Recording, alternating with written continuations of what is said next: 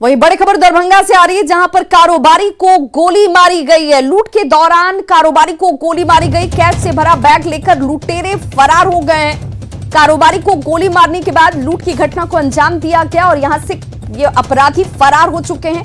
Cash से भरा bag लेकर लुटेरे फरार हो गए। कीला घाट मोहल्ले में इस दौरान 6 राउंड फायरिंग भी की गई है। अस्पताल में फिलहाल कारोबारी को भर्ती कराया गया।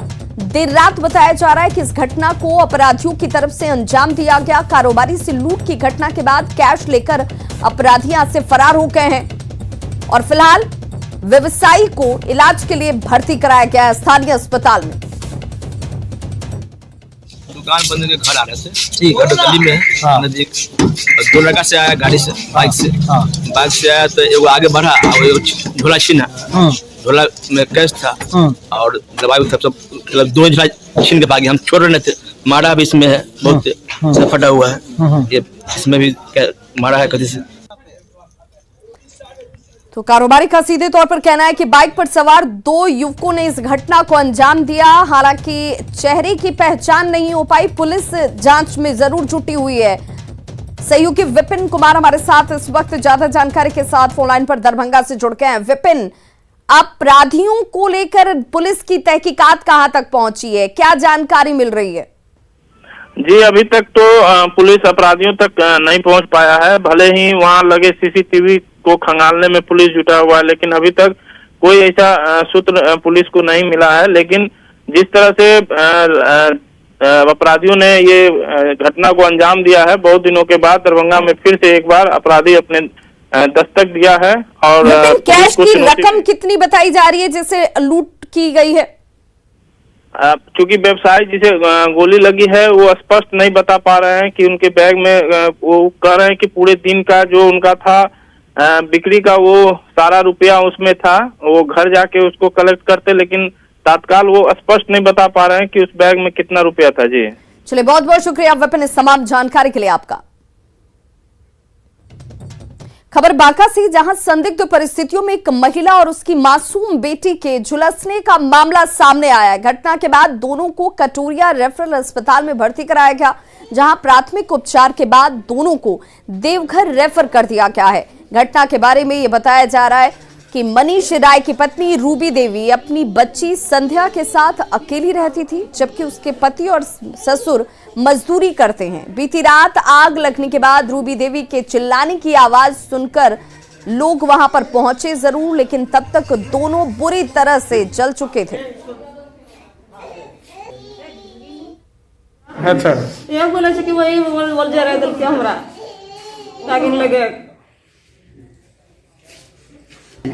बताओ कि बोल मुकेश बोल हमरा आगे लगा के राशन तेल लगा बोल दल के आग लगा जा रहा है। तो दोनों को फिलहाल बेहतर इलाज के लिए देवघर रेफर किया गया है। आग में ये मां और बेटी दोनों झुलस गए। परिजनों की तरफ से संदेह जाहिर किया जा रहा है कि साजिश ने इस आग को लगाया गया।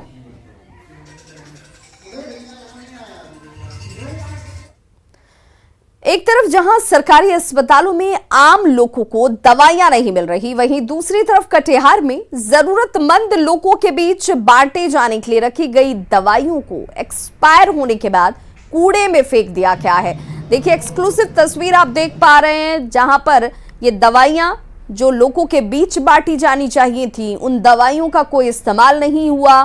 करोड़ों की ये दवाइयां खाक में बर्बाद हो चुकी हैं। अब इन्हें कूड़े में और कबाड़ में फेंक दिया गया है। मामला कोढ़ा स्वास्थ्य केंद्र का बताया जा रहा है, जहां जरूरतमंद मरीजों के बीच वितरण के लिए रखी गई दवाइयों को अस्पताल कर्मियों ने एक्सपायर होने के बाद फेंक दिया। स्थानीय लोगों का यह आरोप है कि स्वास्थ्य कर्मियों ने एक्सपायर दवाओं को स्वास्थ्य विभाग की तरफ से तय मानकों को दरकिनार करते हुए फेंका है। मामले पर जब स्वास्थ्य केंद्र के प्रभारी से बातचीत की गई तो उन्होंने इस मामले को टालते हुए कुछ भी बोलने से इनकार कर दिया। वहीं विपक्षी दल के नेताओं ने इस पूरे मामले में स्वास्थ्य विभाग के कर्मियों पर लापरवाही बरतने का आरोप लगाया है और दोषियों पर कड़ी से कड़ी कार्रवाई की मांग की है। स्थानीय विभाग ने पूरे मामले की जांच कराकर दोषियों पर कार्रवाई करने की बात कही।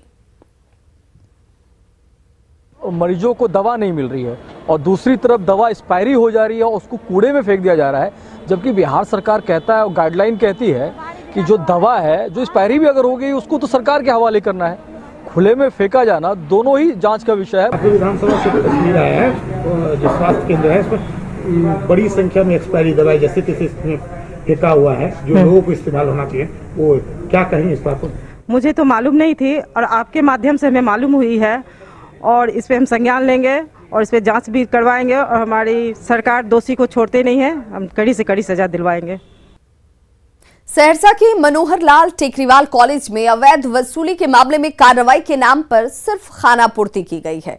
यहां पूर्व प्राचार्य डीएन शाह पर सपूत नामांकन के नाम पर दोगुनी फीस मांगने का ऑडियो वायरल हुआ था, जिसमें कार्रवाई के बाद जांच की बात कही गई, लेकिन अब तक किसी तरह की कोई कार्रवाई हुई ही नहीं। एबीवीपी के अध्यक्ष और राष्ट्रीय कार्यकारिणी सदस्य से बात की न्यूज 18 संवाददाता कुमार अनुभव सिंह ने। पीजी के स्पॉट नामांकन के मामले में जो है पूर्व प्राचार्य डीएन शाह का एक ऑडियो वायरल हुआ था, जिसके बाद जो है विश्वविद्यालय प्रशासन द्वारा जो है उन पर कार्रवाई की गई, उनका प्रतिनियोजन जो है दूसरे कॉलेज में किया गया, जिसके बाद से जो है छात्र संघ द्वारा जो है कई बार जो है विश्वविद्यालय से जो है उस पूर्व प्राचार्य पर कार्रवाई की मांग की जा रही है। उसके बावजूद जो है अब तक कोई कार्रवाई नहीं की गई है। कार्रवाई के नाम पर जो है उन पर सिर्फ जो है प्रतिनियोजन कर दिया गया है दूसरे कॉलेज में। छात्र संघ के यहाँ पे अध्यक्ष मौजूद है, उनसे हम बात करना चाहेंगे। ये बताइए, जिस तरह से जो उन पे कार्रवाई की गई, उनका ऑडियो वायरल हुआ था, क्या है पूरा मामला और जो कार्रवाई हुआ उससे कितना संतुष्ट है? देखिए, लगभग 1.5 महीने पहले ऑडियो वायरल हुआ है और उसमें सिर्फ अभी तक विश्वविद्यालय के द्वारा प्रतियोजन में आरएम कॉलेज भेजा गया है, जो कि बेहद निंदनीय है। हम लोगों का मांग है कि उनको निलंबित किया जाए और जल्द निलंबित किया जाए, नहीं तो हम लोग आगे महाविद्यालय अनिश्चितकालीन तालाबंदी करेंगे। ठीक है। और है क्या, जो रजिस्ट्रार इनके बैटमेच है 96 के, वो इनको बचाते रहते हैं। वीसी और ये दोनों मिलके इनको बचा। हम लोग कई बार मिले, विश्वविद्यालय जाके मिले, यहाँ से प्रेस के माध्यम से दिए, आंदोलन किए, धरना किए, लेकिन अभी तक कुछ नहीं हुआ है। अब अगर वो उनका निलंबन जब तक इस पूरे मामले में नहीं होगा, जब तक विजिलेंस की जांच के लिए वो यहाँ से नहीं लिखेंगे, तब तक यहाँ पर अब आंदोलन के रास्ते पर हम लोग जाने के लिए बाध्य होंगे। जी बिल्कुल। सुने आप जो छात्र संघ के जो है ये थे और इनका साफ तौर पे करना है, जिस तरह से विश्वविद्यालय प्रशासन द्वारा कार्रवाई की गई है, वो खानापूर्ति की गई है, उन पे जो है विजिलेंस जांच की मांग कर रहे हैं। न्यूज 18 के लिए सहरसा से कुमार अनुभव।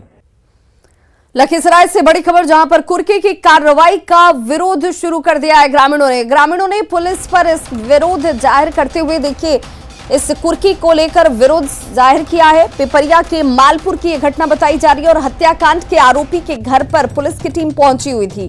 कुर्की की कार्रवाई के दौरान हंगामा शुरू कर दिया गया। तस्वीरें आपके सामने हैं, जहां पर ग्रामीणों की तरफ से इसका विरोध जाहिर किया जा रहा है। ग्रामीणों ने पुलिस के साथ यहां पर नोकझोंक भी की।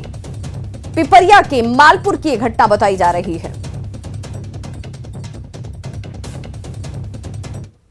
परिजन जो हंगामा किया गया उसके लिए हम लोग अलग से कार्रवाई कर रहे हैं, और चूंकि न्यायालय के आदेश के बाद ही हम लोग उसके अनुपालन में आए थे। जो इसका उल्लंघन करेगा उस पर कार्रवाई होगी, प्राथमिकी दर्ज होगी और उस पर